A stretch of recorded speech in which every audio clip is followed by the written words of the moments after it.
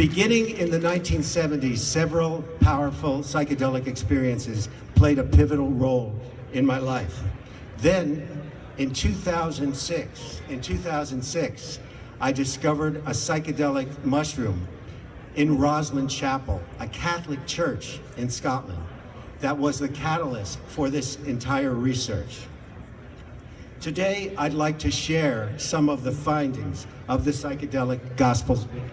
So I typically start a talk by asking how many people have had psychedelic experiences. I'm not going to do that at a MAPS conference, but let me ask you this. How many of you have had a difficult or very challenging psychedelic experience? You're not alone. Albert Hofmann, who first experienced LSD in 1943, had a very challenging first experience.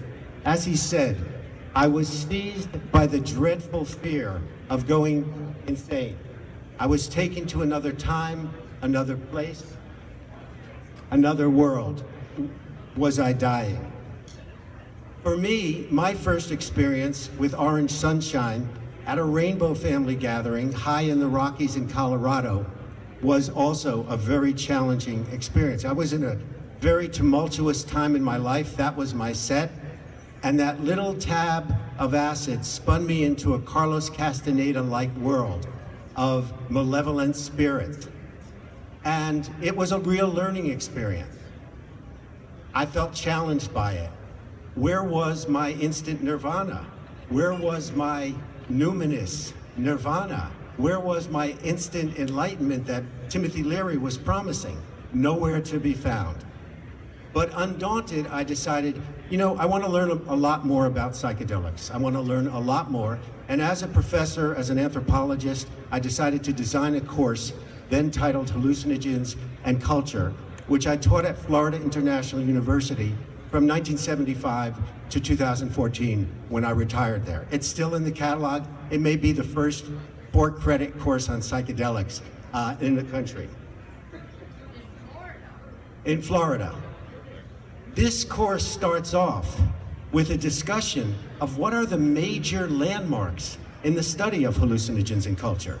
And I'm sure some of you can come up with your own. My favorite is the miracle at Marsh Chapel, the Good Friday experiment conducted in 1962 by Walter Pankey at Marsh Chapel at Boston University.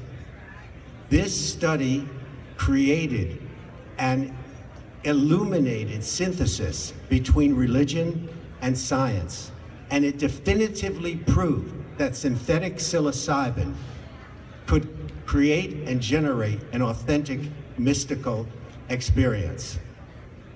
What happened? It was a double-blind experiment. They gave to 10 divinity students psilocybin. They gave to the other 10 divinity students niacin as a placebo.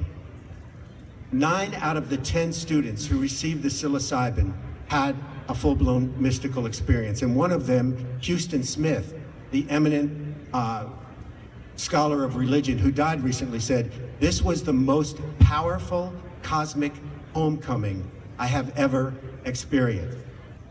Walter H. Clark, a distinguished psychologist, said, "There are no other experiments known to me in the history of the scientific study of religion better designed or clearer in their conclusions than this one." 25 years later, Rick Doblin, the founder of MAPS, did a follow-up study. 25 years later, he found 7 out of the 9 divinity students who experienced the psilocybin. And he found that for all of them, they considered this to be one of the most important and enduring experiences in their life. We believe, my sense is that this is my favorite landmark study because it creates an important, significant thread in the tapestry of the history of psychedelics, uniting the ancient past with the present psychedelic renaissance. Why do I say that? I say that because I believe that this phenomena of mystical experience is a key factor, and Julie as a psychologist agrees with me, in the success of the psychedelic-assisted psychotherapy that you're hearing about in many of these other sessions. Next slide. In writing about the Johns Hopkins and the NYU studies with cancer patients, the article goes on, in both trials, the intensity of the mystical experience described by patients correlated with the degree to which their depression decreased. In our book, we propose that it was this access to divinity, this portal to the divine that the mushroom images in Christian art represent, is the reason why these were enshrined in early and medieval Catholic churches. Next slide, please. Our anthropological journey of discovery begins at Rosslyn Chapel in Scotland, where we were drawn by the Da Vinci Code. And in Rosslyn, which is a synthesis of pagan and Catholic imagery, I discovered a psychoactive Amanita mushroom sculpted into the forehead of Rosslyn's most prominent green man, hanging down from the ceiling in the very part of the front of the chapel. I showed this, Julie and I showed this to Paul Stamets, the eminent mycologist who is speaking here, and he said, this is a taxonomically correct Amanita muscaria. And then he laughed and he said, let me get my computer. And he pulled it out and he had photographs of this and of other mushrooms enshrined in Rosslyn. In addition, this started us thinking, well, what about other Catholic churches? What's going on in Catholicism? What about the life of Jesus? What about the disciples? And now, while our minds were on the verge of a rambunctious overthrow of reason, the words of Carl Sagan kicked in. What did he say? He said that extraordinary claims require extraordinary evidence. So if you are going to present such controversial theories about psychedelics in Christianity, you better go out and gather some extraordinary evidence. And this is what we did, next slide, traveling through chapels and cathedrals and abbeys in France and Germany and all of the places you see on the map, and looking and finding psychedelic mushrooms in stained glass windows, mosaics, illuminated Bibles, sculpture, frescoes. These are the places we visited. We also went to Israel, and we couldn't get to Egypt because of the Arab Spring and the uprisings, but we saw many entheogens in the Egyptian artifacts in the museums of Paris and England. Let's go on to the next slide.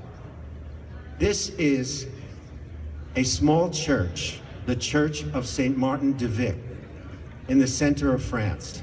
The outside is drab. It has a plain brown door. And when you walk inside, it's the colors, even restored from 1,000 years ago, are amazing. This is a work of genius. Walking in there was like having cataracts lifted from your eyes, which I have done, and all of a sudden seeing clearly again.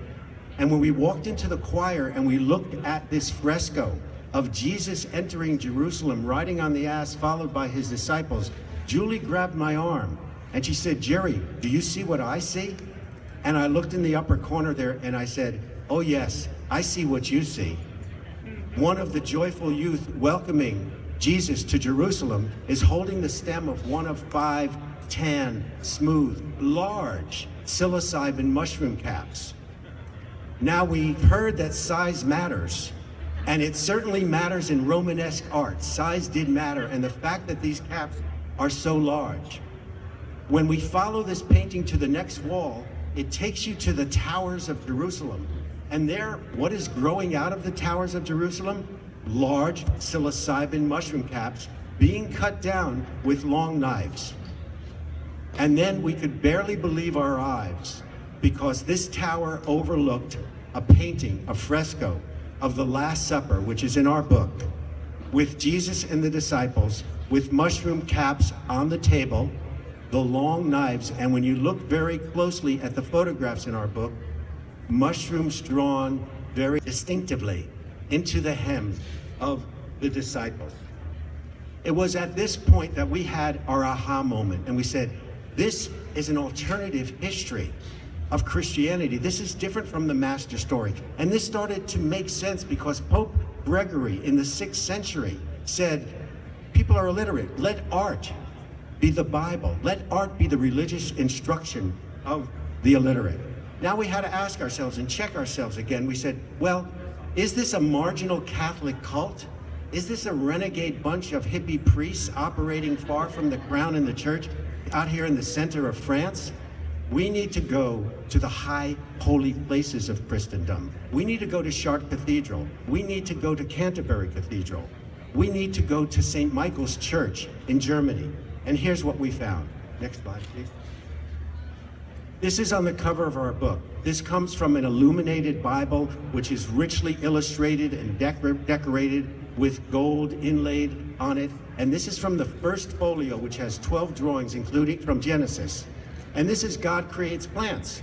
But as you can see here, God is actually creating psychoactive mushrooms. The Amanita muscaria mushroom, the blue psilocybin, because as we know, psilocybin turns bluish when oxidizes, and other psilocybin mushrooms that are kind of decorative, almost like holographic implants there. These have remained there, hidden in plain sight. Why hidden? Because the theologian, the art historian, the church historians don't have the background in ethnobotany or mycology to know what they're even looking at. In fact, I had one prominent art historian who wrote the commentary on the Canterbury Psalter say to me, Jerry, I wouldn't know a mushroom if I saw one. So we need a lot of education and interdisciplinary study. We went to Chartres Cathedral, which has 2 tiers of magnificent stained glass windows, 176 of them. We found distinct mushroom images in nearly 10% of the stained glass windows in Chartres Cathedral. And each one of them tells a different Bible story. This is the story of Placidus the hunter and his conversion to Saint Eustace. And you see he's surrounded by mushrooms, and you can see that this illumination is coming down through the concentric circles of light from heaven into his head and into his conversion. Let's go to St. Michael's Church in Hildesheim, Germany. This is one of the few places where we actually know who made the artwork. It is Bishop Bernward, who was the tutor of Otto III, the Holy Roman Emperor, and this Bishop Bernward was sainted by the Catholic Church. He was brilliant. He was a mathematician, a church builder, and a metallurgist, and he cast big bronze doors with mushrooms in the Garden of Eden. And this is a Christ column that he cast out of bronze. It is 13 feet high. It is almost 3 feet in diameter, and it tells the story of Jesus from his baptism by John until the entry into Jerusalem. And there are multiple scenes of psilocybin mushroom images. This is the Transfiguration, a turning point because it is one of the 2 places in the New Testament where a miracle happens to Jesus rather than him doing the miracle. And it is the first time where God intersects with humanity through Jesus, saying to the disciples who are standing there under the mushrooms, listen, this is my son, hear him well. 200 years later, the priestly descendants of Bishop Bernward created a ceiling painting 90 feet long on the whole nave of St. Michael's Church of the Jesse tree, telling the story of the lineage of Jesus all the way back through the Hebrew kings to the house of David. And at the very base of the Jesse tree are Adam and Eve in the Garden of Eden, bordered by a very large red and gold Amanita cap. This is an Amanita muscaria. So we see these wherever we've gone. Can you go to the next slide? This is just the tip of the iceberg. There are dozens of color photos and black and white photos which are analyzed and explained in depth throughout our book. And I want to make it very clear at this point that we are not here to challenge anyone's belief in Christianity, but rather to reveal a secret that many of you know and that I've learned in the long study of psychedelics is integral to many of the world's religions. We believe that in religious sacraments, and we believe they should encompass all sacraments, including psychoactive plants. And we quote in our book Brother David Stendhal-Rast of the Order of St. Benedict, who said, if I can experience God through a sunset on a mountaintop, why not through a mushroom prayerfully ingested? This work, this research, has given us a threefold mission. One is continued research on the psychedelic gospels. We know our findings are controversial.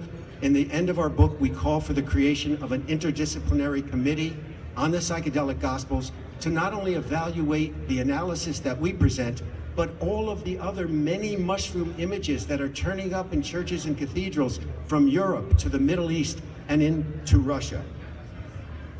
We also call for more education, and we call for legalization. I want to talk about education for a minute. Why is education so important?